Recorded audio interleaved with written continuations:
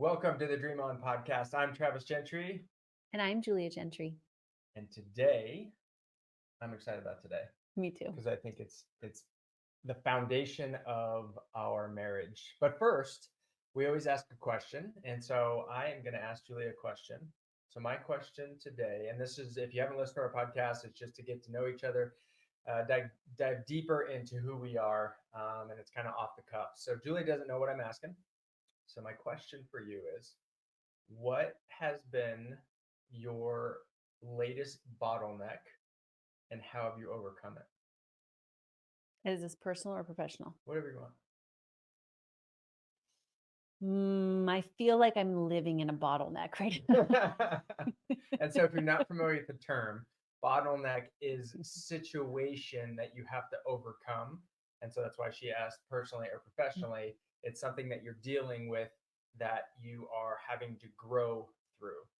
Ooh, that's such a good way of saying that. Yeah. It's like a bottleneck. If you It's a think bottleneck. about You got to grow through it. The only way out is to grow. sometimes it feels like you're going backwards before you can go forwards. Okay. So I know that this sound is going to sound so crazy, especially because if anyone does follow me, they'll watch all my content and all my videos and they'll be like, oh, this comes easy to her. It doesn't. So we have brought on a new marketing director. His name is Caleb. He's incredible. And he's 19 years old, which is probably why we have him, because the 19-year-old knows more because he grew up in all of this stuff, and it was funny because in our first meeting together, I said, Caleb, I have been praying for you for the last 12 years. And why that's weird is you were 7 when I started praying. We were just waiting for you to we were grow waiting up. for you to grow up. But he's like grown up on all this stuff. And so his charge to me lately has been, JG, you've got to do better hooks. And you've got to say less, but you talking about more in a shorter amount of time. Less is more. It just is one new level of growth that it just makes me want to quit. Like, I'm so uncomfortable in doing it. And social, I don't do social because I love it. I do it because it's part of the game. Like social media. Yeah, like shorts and reels, and I appreciate the people who you follow who love it, and good on you. I'm really glad that you love it. You're making the world a better place, but it's just challenging for me. So as of late, in order to take this whole message to the next level, like, I have to learn this.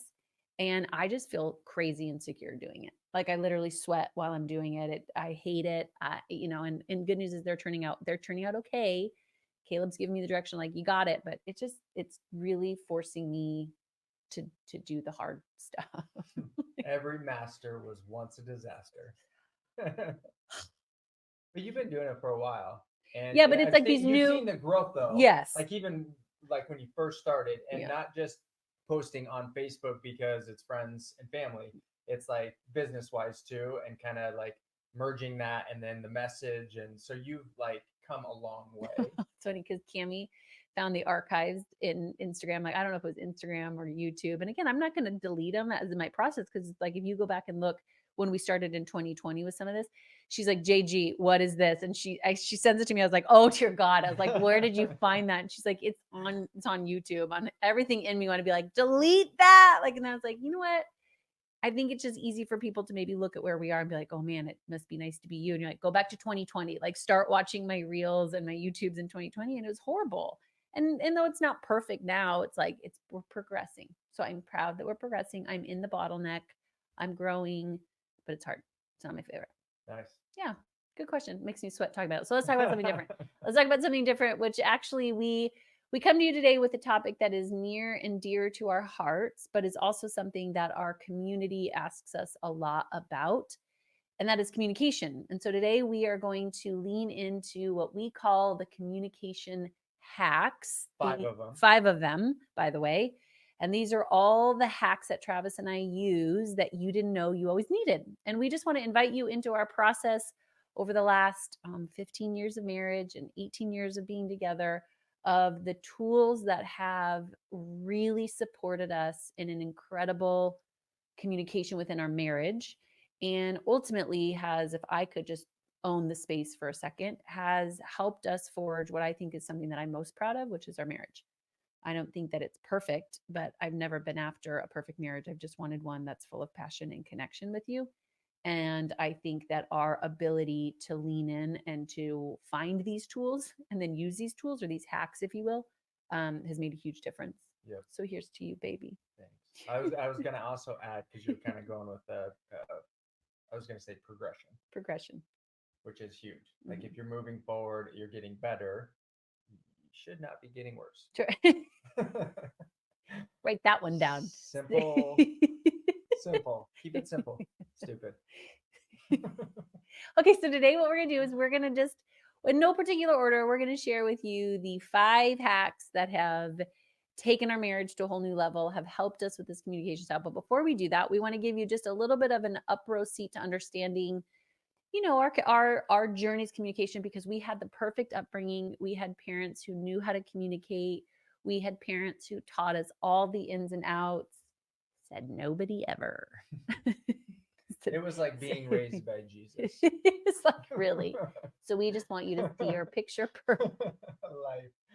And we've been perfect through this whole journey. So Now really, we are here to share it with you. all of it, all the perfect things. So we just want to kind of give you, so before we get to our hacks, you're like, oh, it must be nice to be you. We just want you to know it hasn't always been nice to be us, and that we have worked really hard to be where we are. So Travis, will you do us the glory by telling us about your upbringing? Well, first I want to say one more thing is that you just described and explained through kind of the bottlenecks. So there again, there is no, like, as far as communication, or, you know, like as you're growing in business, or, you know, fitness or whatever, like there's always a starting point, and even along the road, like there's those bottlenecks. Yeah. And so we joke about what we were just saying, and it has been a uphill battle to get to where we're at. Yeah. And so Mhm. we by no means came from we came from good homes, but it wasn't like Communicative. we had to learn and practice communication, not only for ourselves but for each other. Mhm. So So do tell. So tell. no, you tell us. No, you No, rock, paper, number scissors. one. Ready? Rock, paper, scissors, shoot. Go. Okay, so just so you know, my upbringing, my parents were divorced when I was 5 years old. So my parents did great, actually, considering that they got divorced, and I know that that can be messy and sticky. But they did not do a bad job. Oh, I thought you were going to jump into one. No, I'm The not. number one hack. No, we're going to talk Oh, about the progression. okay. No, we're talking about our progression Okay. to the hacks. Slow your roll. Foreplay, baby. Foreplay. Getting excited. Let's count them down. 5, 4, 3, 2, 1. I just want to give context. I think context is important, because before we start talking about all the tools that have helped us, it would be good to know that we needed help. Do you know what I'm saying? Okay. Okay, So you can see. Okay. so I wouldn't have ever said that it was bad or that there was anything wrong in communication until I remember a very specific time in our marriage that I remember exactly where I was standing, and we were in heated discussion, which we now call intense fellowship, but back then we just called straight up fighting. That we got very aggressive, we were very frustrated, and I was ready to walk out. And you looked at me and you said, if you leave, don't come back. Just straight up. It's like, if you leave, don't come back. And this was at the beginning. This was when we were dating. This is when Travis was really good at communication. Yeah, either or. There's no black and white. Hey, you leave, you're dead to me. Here's your bag. Here's I your put it wedding back ring. right Here's here. everything. It's like, But it did 2 things within me. Number one, I looked at you and I went, oh, he means it. You mean it. Yeah. And I know that this sounds crazy, but it started to showcase, this is a really strong word, but for the sake of saying it, it showcased how oftentimes we can use communication as manipulation. And it made me have to self-check myself to go, okay, the only thing I need to do in that moment, number one, was to run, which I had seen patterns of, right? That's what I interpreted when my parents got divorced, was we just run from hard things. It's not what they said. It's just what I interpreted. But then 2, it's okay, then if I can leave, then he won't want me to leave, and he'll come get me, and he'll, right. And it, all of a sudden I was like, oh my gosh. If I leave, he's going to chase me. You know, like, Little and then did he's going to she want me know. to stay, and then he's going to listen to me, and then I'm going to be right. And like, and then it over time, it started to forge this idea of, oh my gosh, if we're not careful, if I'm not careful, I could really use my communication or lack thereof as a form of manipulation. And it just created this big journey for me around, again, my interpretation of how oftentimes communication was more manipulation as opposed to sharing your heart, forging connection, building trust. And that's been my journey. If I think about our communication, it's been breaking what I thought was manipulative and actually learning how to build connection in Mhm. communication. Thank God. Mhm. Thank God. Like that's been the biggest testimony I have from our journey, is that it broke the back of that. Yeah. Mhm. And I would say that I remember that moment, and I don't know what it was about that moment, even for me, because it wasn't like consciously I was doing it, but I think subconsciously what I saw growing up was like, I don't want that. And so when there was, I grew up in a great home, and my parents are divorced, and the communication style with my mom and my dad, my stepdad, it wasn't like we didn't talk about a lot. We didn't Mhm. really talk. And so, and if there was a something that we What wanted, you're saying, so your parents got divorced, but just setting the stage, but then your mom got remarried, yes, married, who is you call him dad now, that's your stepdad. So yes, you're talking about that communication style. correct, Okay, great. yes, in the home that I grew up predominantly. Okay. And so the communication style, it wasn't bad. We just didn't talk through things. Hmm. Like if there was frustration or anger, it was like slowly, suddenly, and it was like a build up, and then it was yelling, and then and it didn't happen very often, but like you know, my mom or dad would get really mad, and my dad potentially would kick a door or punch the wall or something and walk out. Yeah. And so never any physical towards me or my mom or anything like that. It was just like slowly, and it was like watching. Like there was just no. At some point, there was no words, Hmm. and so I'm just gonna get so mad. I'm gonna walk out and I'm gonna punch or kick something, and then it was like I never saw any like comeback to it, Yeah.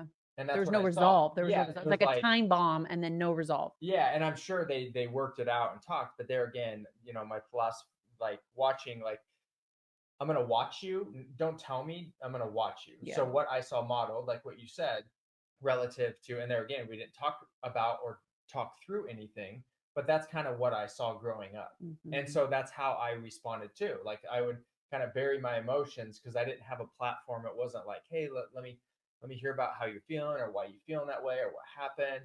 It was like either everything is good or little seeds were planted, and then all of a sudden it was kind of like frustration, mad, Mm. maybe a little bit of arguing and yelling, and then we go our own ways, but there was never like circle back around That's and talk so through. that's so fascinating as you're unpacking that for me now, because I can see in our journey together, even the last couple of years, where every once in a while, if you're talking about someone that, I wouldn't say it's a hard conversation, but if you know that you need to have a lean Intense. in, not even intense, but like a lean in, Yeah. you immediately can flip to, well, there's going to be conflict. Like, and I've Hmm. always wondered, why does he go from like 0 to 100? Like, it shouldn't be that big of a conversation, or it shouldn't be that big of a deal. But now that makes sense to me, because that's what you saw. You went from 0 to 100. And Yeah. so even sometimes I see you do that loop again, which makes so much sense, which is probably why in that moment, without knowing it, you're like, no, it stops here. Like, we're not doing this. Yeah. But that set the stage for me early on. I'm like, oh, we don't walk out when we're mad, and oh, I Well, don't and need to that going manipulate back to you. that was the whole reason. Like at some point it was like, no, don't walk out, because there needs to be closure to this. Yeah. Because if you walk out, I'm going to hold on to that, and then you are done to me. And that's Mhm. how with certain situations, if they're not willing, and I've learned through you and through us and working out and through things, if someone's not willing to have that conversation, then it does go the opposite way. Yeah. And it's probably healthy in certain regards, and it Yeah. should go opposite ways. But if someone's not willing to have a hard conversation, there is never going to be any growth. Yeah. So if you're not growing together, you're dying together. Or you're just not together. Buy that t-shirt. Which is why we're here today talking with you about these communication hacks, because we figure if you're not growing together, you're dying together. So you're welcome.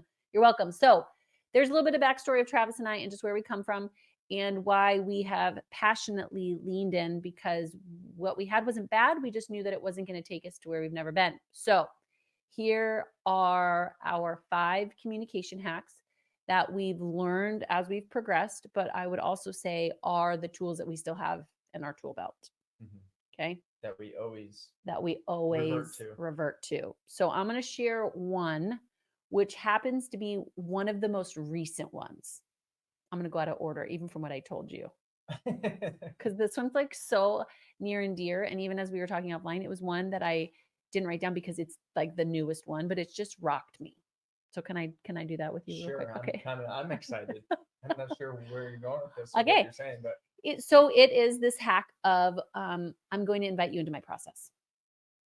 That's been a game changer for me. And it's happened in this last year. This has been our newest communication hack that has created such a difference in the way that I feel like I am approaching every human on the planet, not just you, but was ultimately a bottleneck that I was having because as once we moved to Arkansas and the business was growing and 5 kids and like I could just start to notice that we weren't connecting and that wasn't even physical, but you could just tell like, oh, if we keep doing this, like we are starting to move in different directions mentally and emotionally.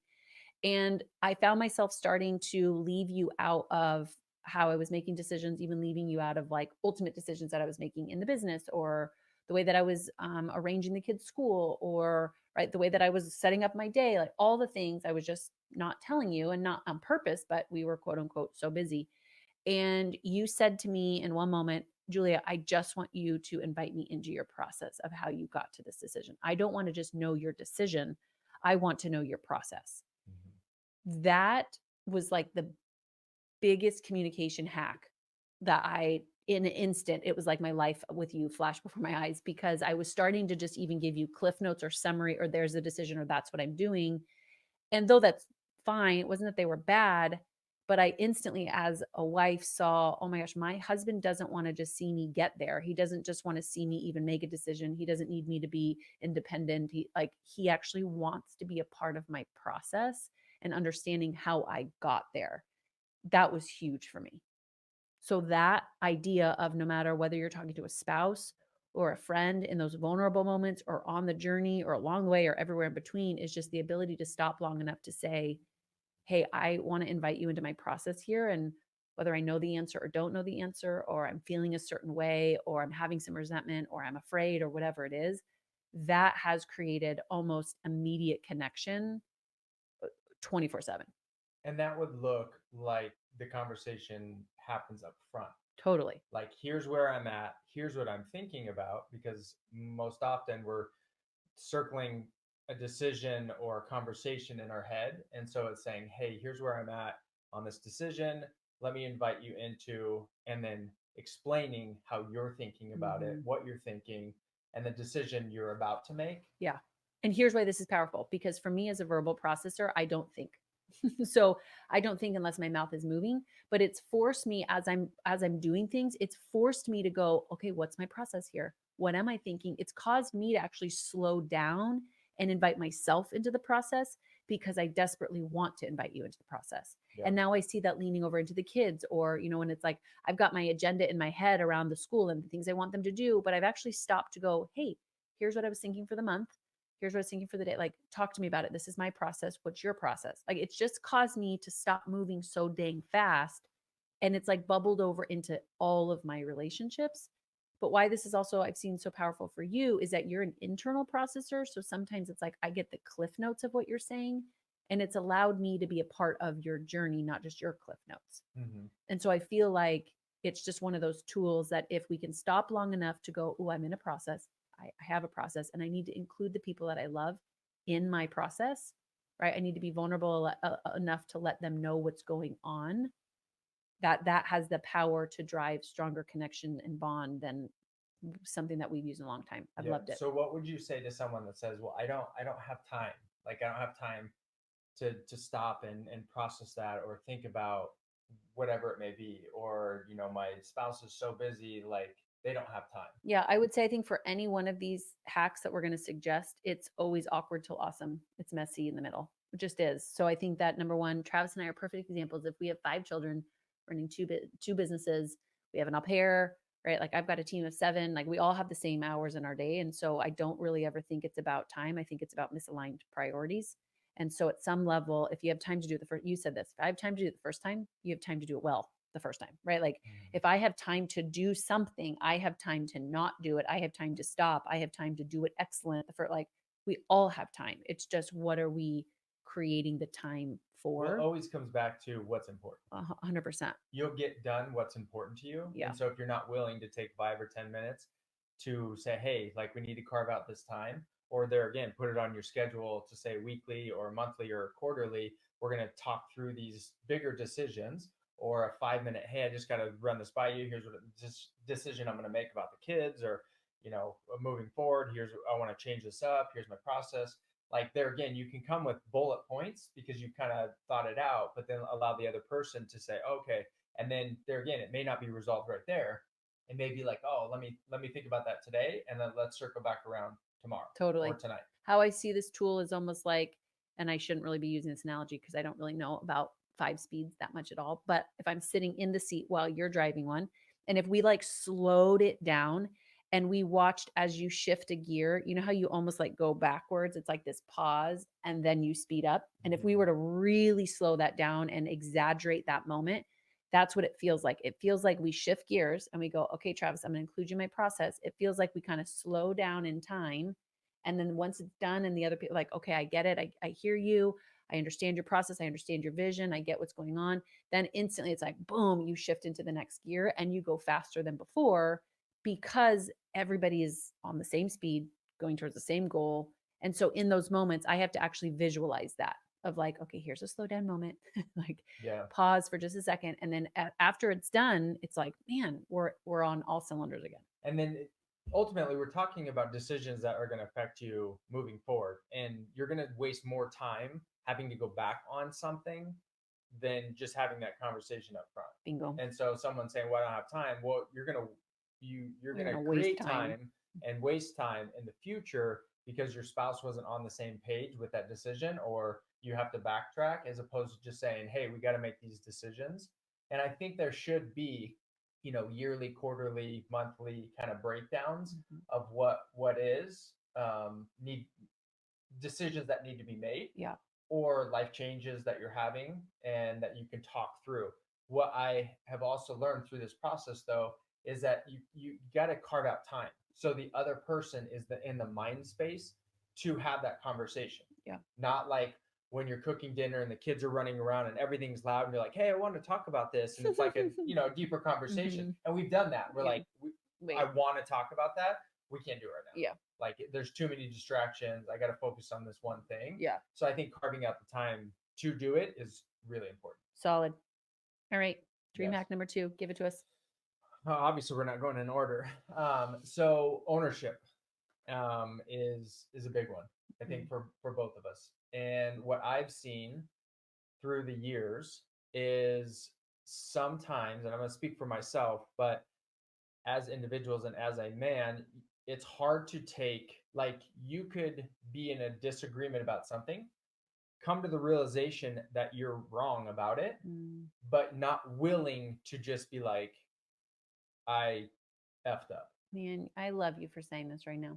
Because I think it's really hard to just battle it out and try to prove the other person that you're right, even though you're not right. And so to take ownership and to pump the brakes and be like, I'm sorry, and you're actually right. And so I think for us over the years of just ownership in all areas of our life, in business, like we make mistakes constantly, and we're willing to learn through those, but you also got to get it to the place of like, I did that. Like, and we tell our kids that too, of like, Malachi shot Nixon in the head the other day with one of the Nerf guns. Oops. And he was like, that wasn't my fault. And I was like, Malachi, who shot the gun? And he was like, I did. I was like, it's 100% your fault. And he's like, well, Nixon shouldn't have been standing right there. He moved his head. And I'm like, buddy, let's break let's talk through this. Like, you have to take ownership. If you would have shot the gun, no matter if he was moving, standing right in front of you, doesn't matter. You shot the gun, take ownership for it. It was an accident. And I think if we can do that in all areas of our life, it just makes like the relationship stronger, to Agreed. know like I know that when we're having a conversation or we're making decisions, if it was the wrong decision, I know that you're willing to say like, not just to argue, but to come to me and say like, look, Travis, like you were actually right on that. Oh man. So I've actually watched that shift in you, and being a recipient of that has created so much trust and so much safety for me that it's almost like that namaste principle, right? The light in you honors it, acknowledges the light in me. And so every time I watch you take ownership, even if it's with the kids, like I've heard you say, like, hey, daddy just messed up. Like, I don't want to say it that way. Or like instantly I've watched you do that even with them or with me. And what it's done is it's allowed me to honor that principle right back at you.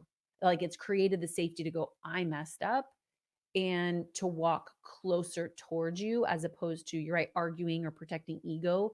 It's like we're just walking away from each other. But I would say that that's been such a powerful thing on this side, watching you move in that. Yeah, and as far as the communication hack, we're talking about your significant other, your spouse, but your kids. This is huge, and I've done this multiple times with each kid. If I felt like I was in the wrong, whether I was distracted and somewhere else, and get frustrated at them, and like, Mhm. raise my voice, but it was totally unnecessary. I go back to them, I get on their level, and I say, "Look, I'm sorry. It has nothing. Like I just yelled at you, and I apologize for that." So Yep. they know like that I also make mistakes, Yep. and that me yelling at them had nothing to do with them.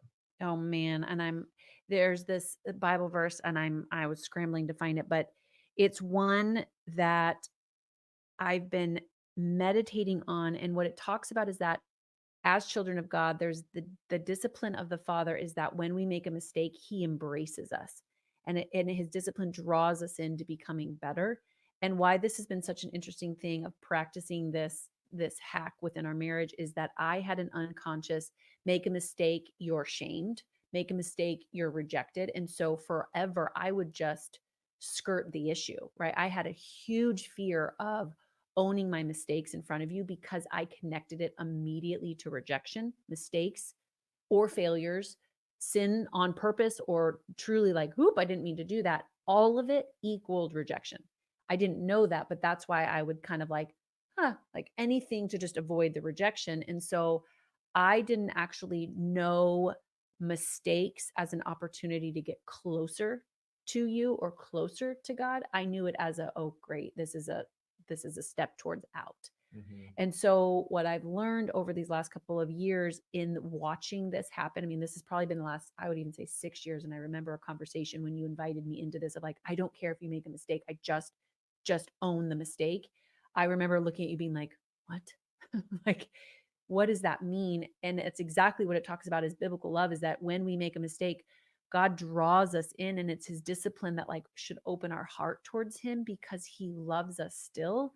And it's in that love that it causes us to go, oh man, I want to be better for you, and not out of fear, but because of your insane love.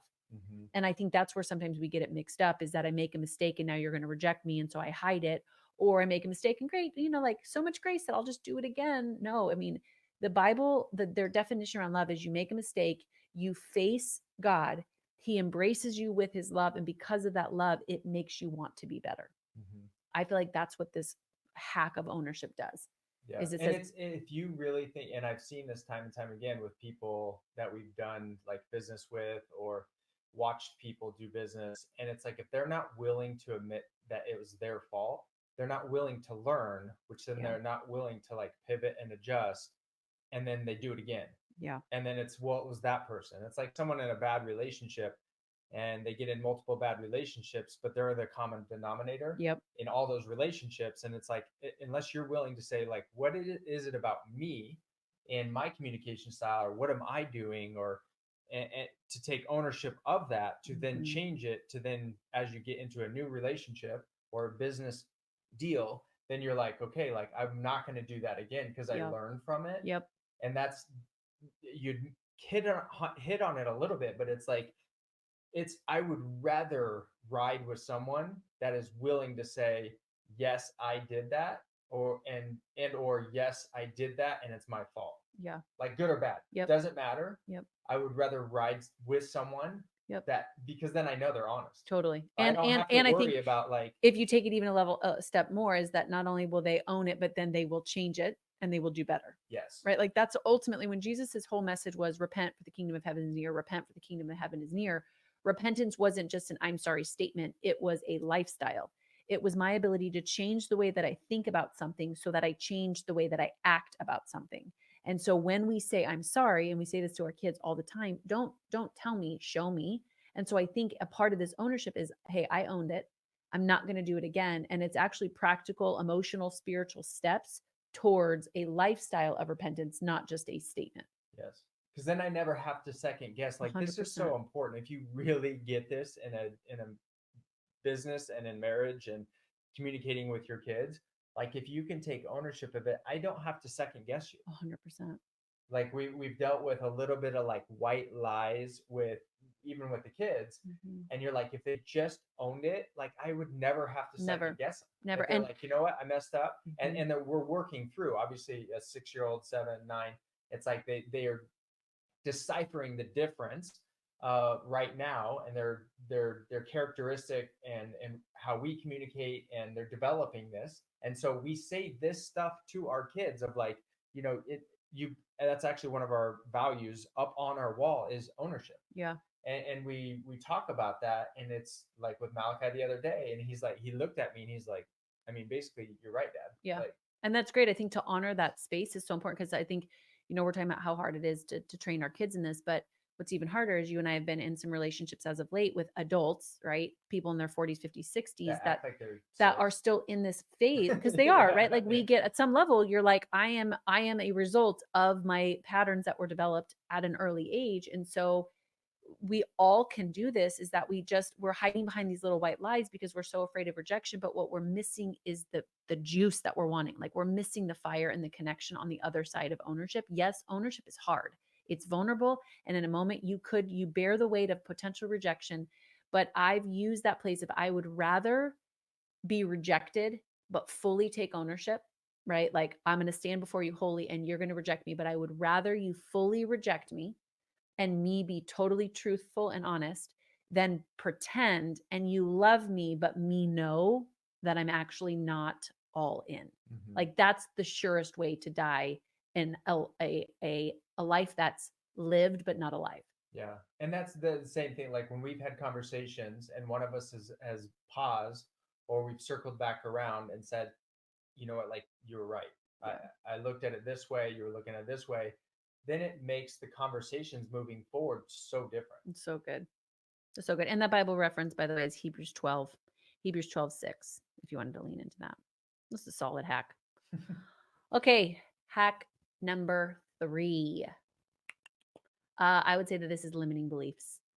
So for me, this is the lifeblood of the book and our marriage. It's the foundation on which, like, all of a sudden, everything made sense. Like it just brought insane context because I think to our earlier point of we started to see the one off mistakes in our marriage, but then we started to see patterns. And I think you and I both talk about this all the time. We love patterns for different reasons, but the idea is that patterns just tell us so much, right? If I make one mistake or you make one mistake, it's like, no big deal. That's not who you are. You move through it.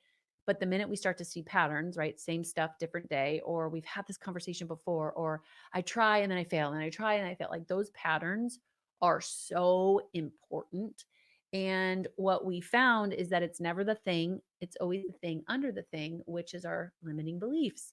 And so, what was magical about unpacking what mine is and what yours is together is that we no longer were fighting in the dark, which is oftentimes what it feels like. You're just fighting against ego and you're fighting against bias and something like, what the heck are we fighting about? But here we are again about the same things. And it just feels like you're taking swings at the dark. Sometimes you hit each other, sometimes you break a window. Like it was felt so disoriented. But once we understood each of our limiting beliefs and where it came from and how it developed, it finally felt like we could turn the light on and I could see the thing under the thing that was motivating any fear-based decision, Yeah. right? Or was now instructing me of, oh, this is why I feel shame or anxiety or why I'm shutting down, is it's not you. Back to ownership. It's actually this feeling that I have that's connected to a lie that I believe to be true, and it's not. And Yeah. it's not. And now it's running our marriage, right? Yeah. And I feel like it's the number one thing under the thing that's causing destruction in any relationship is that we each have a limiting belief and we don't know what it is. Yeah. And potentially a few. Yeah. And it allows you to live outside of the glass box that all of us live in at some Mhm. point. Yeah. And so you have these resistance, whether it's financially, you get to a certain point and then something happens or you sabotage it and then you go back and then you get to that point and it's like that glass ceiling or, like you keep walking into the same thing because you get triggered and then your response to that is about the same, then you kind of, it's a habit loop. Hmm. And so you go back to the same thing. Or fitness, you get in shape, you get out of shape, you get in shape, you get out of shape. So there's a trigger that you keep pressing into and you don't even know it's there. Yeah. That's why I say it's a glass box that you live in. And so if you look at it financially or relationally or physically or spiritually, like you have all these walls, and that limiting belief could show up the same in all areas, or you have a few different limiting beliefs and they show up a little bit different in different areas. Which, and I love your analogy of the glass box, because not only do you, as the person with the limiting belief, feel the effects of that, but for me, being on the outside, also, because it's like I can only get so close. Mm-hmm. Right. And I think that that's why it's even like it feels like sometimes we're in an arm's length transaction in our relationships, or like, I want to get closer to you, but why can I not seem to get closer? I mean, it's all the things that we experience in relationships, but nobody really knows what's going on. That's exactly what a limiting belief is. Yeah, and we talked about it kind of at the beginning too. It's like what you saw modeled Yeah. in relationships, or something that happened to you as you were growing up, and then you create, the and it's all in the book if you haven't read the book, but it really helps you understand and process through, some of the experiences that you had and the stories and the interpretations that you put behind those stories, Yeah. and allows you to live like freer. Is Yeah. it easy? No, but it's as and I said this the other day, like once you know, you're responsible. Yeah. But so it allows you to understand and know it. Is it easy to just change all of a sudden? Yes, in certain situations. Yeah.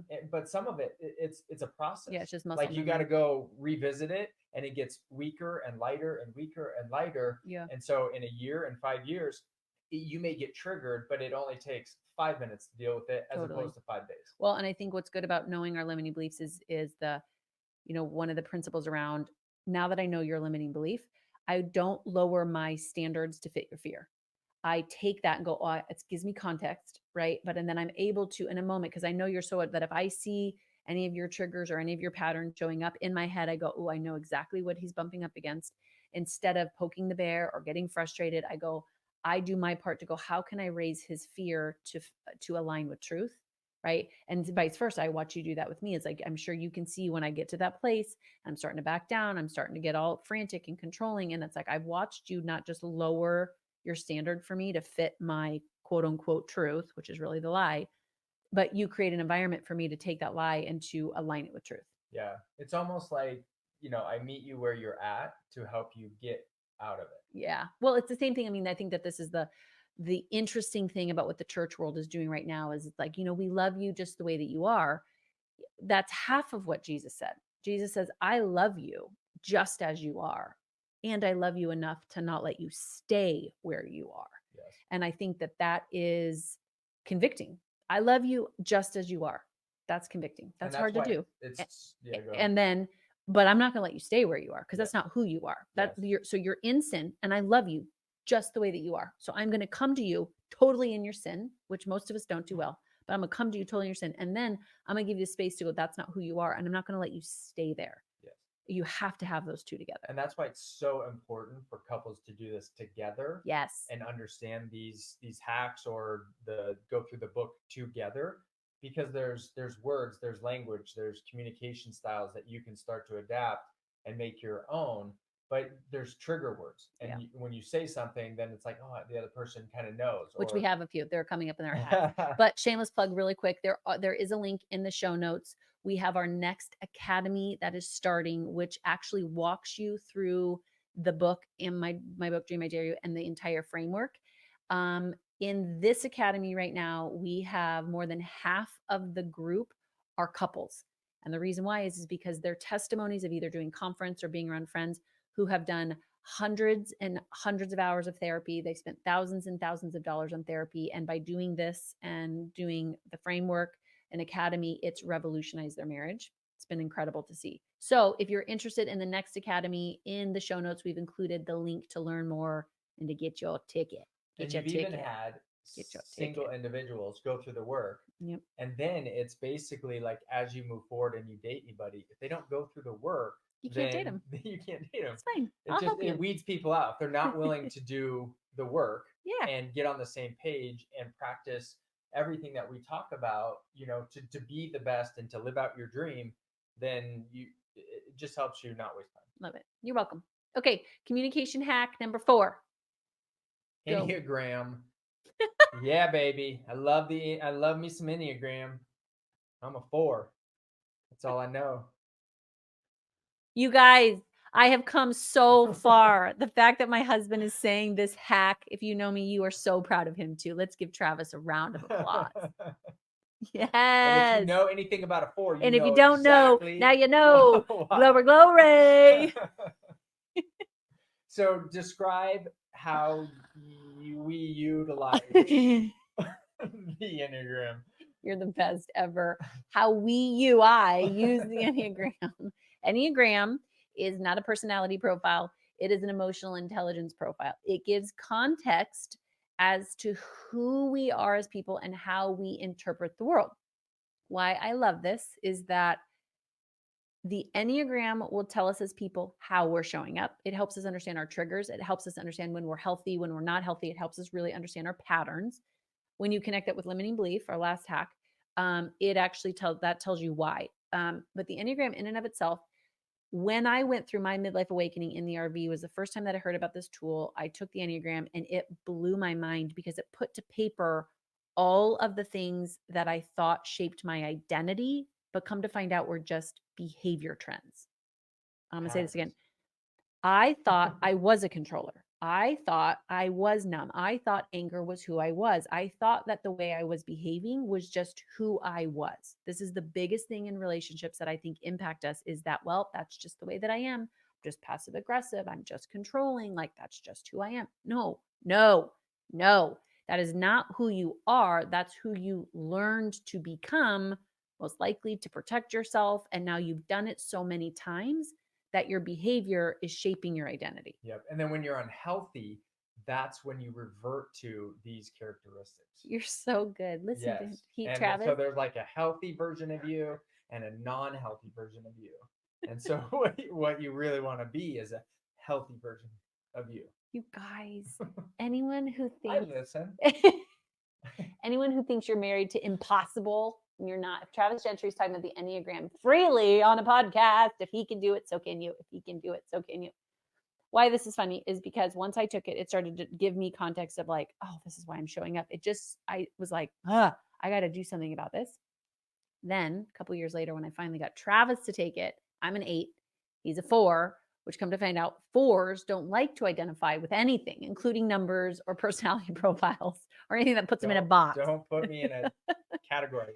So good news is you're more than your number, but it was just when you took it and I read all of those things about a 4, and I even remember the day that you took it and I went, does this summarize it? And you're like, yes, it does. And it connected dots for me around how you feel and how you show up and what's going on underneath the surface and how you perceive life. And it just put words to maybe what I was energetically feeling. I just think it's the most incredible tool. Give us a few examples, like high level, like we're saying numbers, but what does a 4 mean? A 4 is an individualist. Okay. What does a 7 mean? A 7 is an enthusiast. What is a 2? Helper. Okay. So Travis like, what's a 12? I'm like, there's no 12. There's 9. There's 9 personality profiles. The goal, there's no better number. It's to actually, if you think about Jesus, he embodied all of them. So an enlightened human would actually embody a lot of the characteristics, but your goal as a 4 is not to be a 7 and a 7 not to be a 3. Like there's good and not good of every number. Your number doesn't change. The idea here is just learning your patterns enough to, what I would say is get to a belief system that enhance the way that you behave and that you recognize that your behavior, it should be a byproduct of your identity and not the other way around. Why it's great in marriage or in any relationship is it just gives context, Yeah.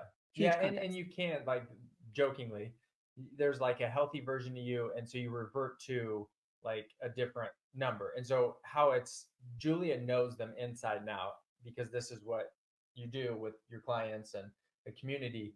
And so, but when you say I have a high level of it, and so Yeah, you're like, oh, they're a 2 or they're what a 7, and I'm like, oh, okay, like that makes sense. yeah, I understand the context of context. it, but I'm not like a student of the Yeah. Enneagram. Yeah. And I think again, and I to Travis's point, it's a tool. Like it doesn't define you. I think sometimes again what gets tricky with people is they're like, well, I'm just a 2, I'm just a 7. You're like, no, no, Yeah. that's actually not how you're supposed to use it. It's a tool, but it can't define you.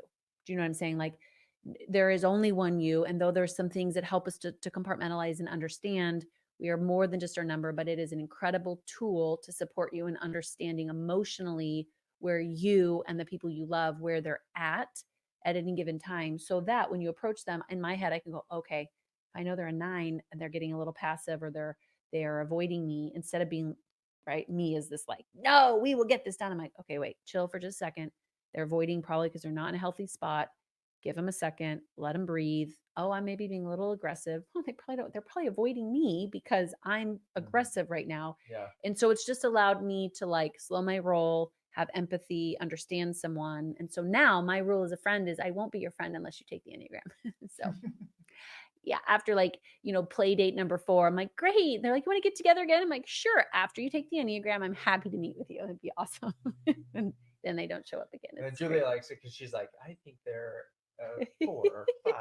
And then once they take the test, she's like, yes. I told you. I knew Yeah. it. So good. I knew it. Okay. All right. Last but not Last and final. least, 5.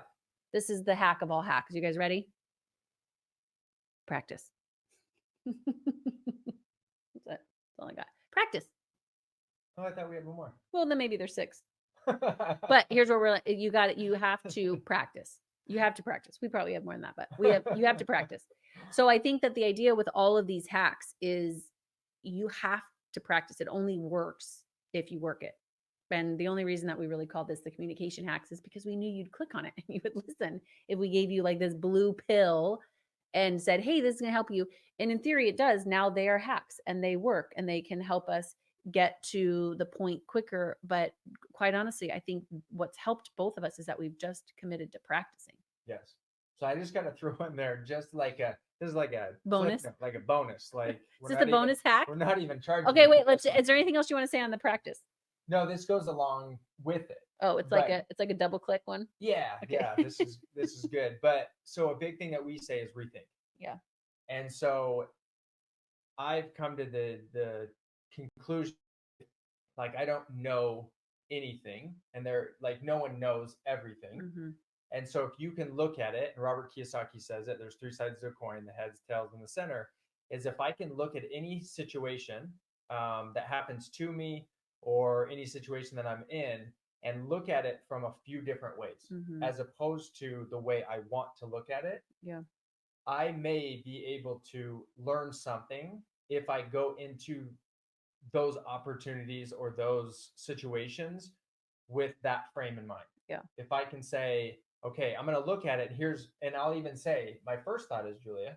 And then I'll say, and then I process it and I'm like, what other angles can I look at this situation or this decision that we're making? And I think to me, it's so important as a spouse is to hear the other person and not just try to be like right. Yeah. Not try to be like, well, this is my way or this is how I saw it modeled or yeah. And so I think if you can take ownership and then you can rethink, to me, those are like I do that every day. Yeah. Okay, so we'll have in all areas so we have life. 6 hacks because I think that the That's practice 5.5. one this 5.5, but practice is like the half. Okay, so here's where this gets good is that I would say what that does is it allows you this idea of rethinking. It allows you to get very clear on how you are thinking about something, but then it also allows you as the person to say, oh, I don't have to actually be right because I don't need to be right. I want to be heard, but I want to make sure that I'm thinking about this from all angles and that I'm not missing anything. I've watched you do that. And that has forced me to go, oh, what do I think about this? Right. So I think what it does is that for the person who might be really bold in the relationship, like always speaking their mind, it allows a two-way conversation, right? Because if we're bold, sometimes we just forget to do that. But what it does for the person who's maybe not as bold or quote unquote doesn't think that they have an opinion or their opinions don't matter is it causes them to have the opportunity to hear what they really have to say about it. Mhm. So I think it's just an incredible tool that helps the bold one and the not so bold one, the one with the idea and the one hearing the idea. It allows both to be heard in ways that they actually didn't know that they needed to be heard, Yeah. which I think is huge. Yeah. So you'll say that that hack is help me to think about this thing. Yep. Yeah, And you can use it in all areas of life. Like if agreed. you're not getting the results that you're wanting, you obviously are not doing something correctly. So you have to rethink it to get different results. Solid. Solid. So then the last one again, circling back around, just practice. All we're telling you about that these are hacks that have helped us so much in our marriage. They are ones that we don't just think about, they're ones that we actively use. They're even keywords. So if Travis comes in and goes, hey, here's how I'm thinking about this, but what do you think about it? Or he says, hey, I got to take ownership here. They are key words in our household, and it just allows both of us to engage, to actively listen. And we hope today that you find encouragement, that you are not alone, that the best time to start is today. The best day to not give up is tomorrow. And just to practice, practice, practice your way from awkward until awesome in any relationship. Yes. And if you have a hack that has changed your life for the good, please put it in the notes or the comments because we, there again, always are open for something else to advance our communication and our marriage and our businesses. So please put it in the notes. Love it. And until next time, dream on.